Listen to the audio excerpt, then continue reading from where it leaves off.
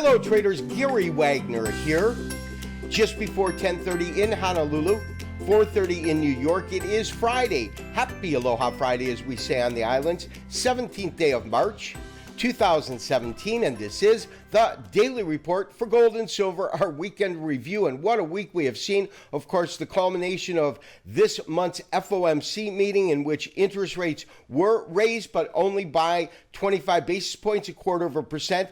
And the perception was a more dovish stance by the Fed, which really put some pressure on the dollar and a large surge in gold and silver pricing. Now, gold is trading higher today, up about $1.50, currently at $12.2860. That is the most active futures contract. It has traded to a high of $12.31 and a low today of $12.24.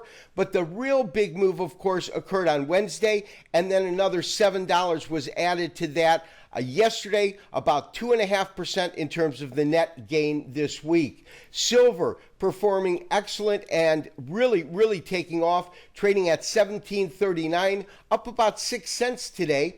The low today, $17.23, with a high of $17.42. And then lastly, do want to take a look at the dollar index. A dollar index is in essence unchanged, but it has lost quite a bit of value, a little bit over 1.5% over the last 3 days in trading. It is currently at 100.36.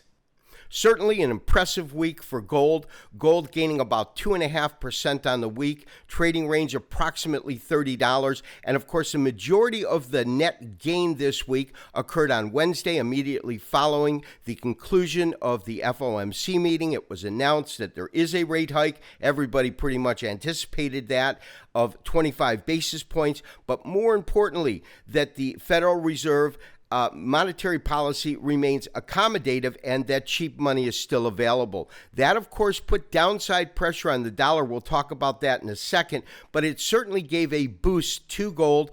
A gold today closing up about $2 at $12.2890. That's most active futures. We're looking at a weekly chart. On this weekly chart, the best we can make of any kind of a candlestick pattern, of course, is simply called a bullish harami.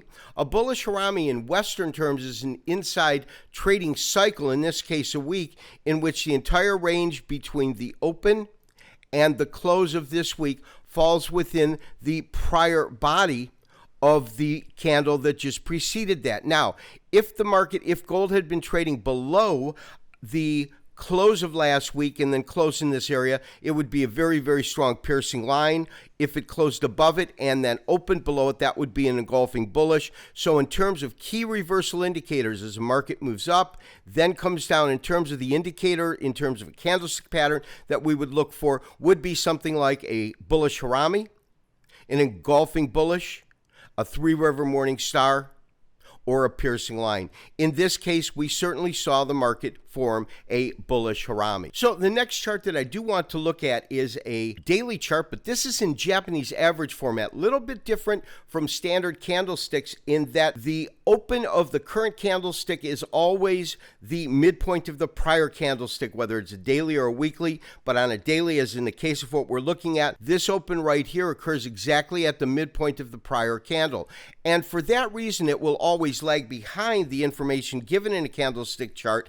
But what we can glean from this chart that's different than those other charts is really strength of trend and that dynamic pivot point. And what I mean by pivot point is as follows. As you can see, as this market was coming down after hitting these highs, middle of February at about 1265, you can see that we have good candle size all pretty consistently as this market moved to lower pricing.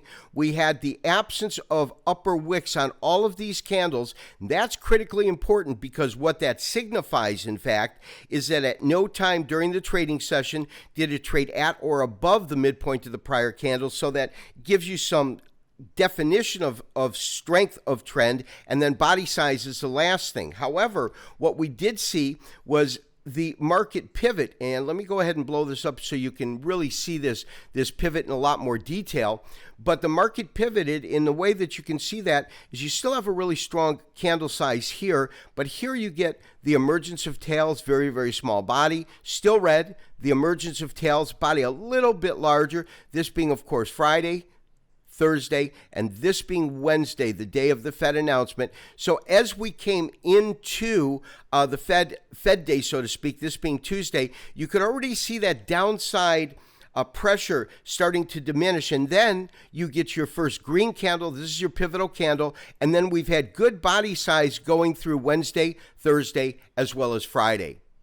What that tells us is not only do we have a defined trend reversal, a key reversal A, but also by the strength or size of these bodies, most recent bodies, it tells us that there is some good dynamics or good strength behind the current trend. So I have just converted the Japanese average into a standard candlestick chart, and I've also added something that was omitted from the charts, and that is the Fed day candle itself. If you notice, there's a blue box around it. They have pegged the open right here and the close right in here. You got a very, very small body doji, which gives it a pretty strange look. I'll take away my illustration in a second, but when we look at how the chart looked on the day of the Fed, it looked like this. In the following day, of course, they had changed where the market closed. I believe that that was a rollover day, and that's why that occurred. But nonetheless, this is what we should have seen in our standard candlestick chart when we look at it. Market coming down, hitting these highs at 1265. You get the market coming down. You have a good couple of days of consolidation and a really big boost to the upside. Now, this boost on Wednesday occurred for a couple of reasons. One, about 50, a little bit less than 50% of it was dollar weakness as the dollar came down. Of course, the reciprocal move to the upside, but you also had some buying and massive short covering come into the market as traders squared their positions now that it was realized that the Fed would maintain a much more dovish stance than originally anticipated.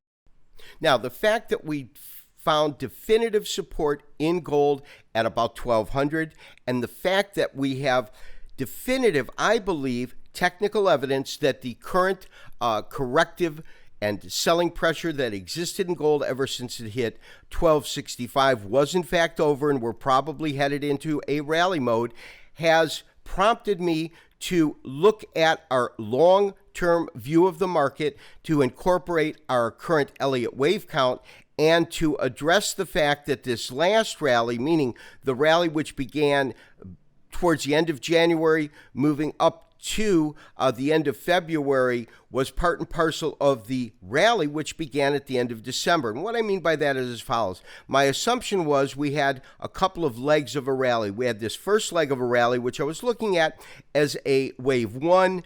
I then believe we had a correction that took us to a 38% retracement, all of that falling in line. And then I believed, in terms of a correct Elliott wave count, that this last rally here was a wave three. However, we can't really count this as a wave three for one primary reason, and that is that one of the guiding principles of Elliott wave is that wave three can never be the smallest of any of the impulse waves. Now, it can be equal to a wave one or wave five, but it cannot be shorter than wave one or wave five.